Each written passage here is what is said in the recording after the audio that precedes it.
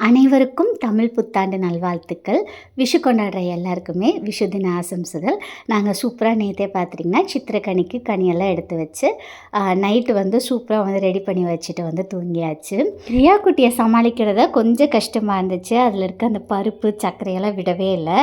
Madam வந்து அதை எடுக்கிறக்கே try பண்ணிகிட்டு இருந்தாங்க. அண்ட் நாவியா பண்ணியிருக்கிற இந்த சாரீ பார்த்திங்கன்னா நம்மளோட ரியா புட்டிக் பேஜில் வந்து அவைலபிளாக இருக்குங்க.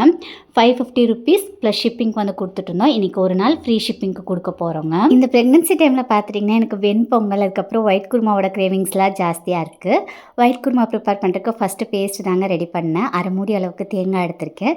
கூடவே ஒரு கைப்பிடி அளவுக்கு உடைச்ச கடலை, காரத்துக்கு ஏற்ற மாதிரி 2 பச்சை மிளகா, பட்டை, கிராம்பு, கசகசா இதெல்லாமே சேர்த்து அரைச்சிக்கலாங்க. கூடவே இஞ்சி பூண்டுமே சேர்த்துருக்கேன். தாளிப்புக்கு பிரியாணி ஸ்பைசஸ் ஆட் பண்ணிவிட்டு வெங்காயம் சேர்த்து வதக்கினதுக்கப்புறம் அரைச்ச பேஸ்ட், குக் பண்ணி வச்சிருக்க வெஜிடபிள்ஸ் சேர்த்துருக்கேங்க. தேவையான அளவுக்கு தண்ணி சேர்த்து கொதிக்க விட்டால் சூப்பரான ஒயிட் குருமா ரெடி.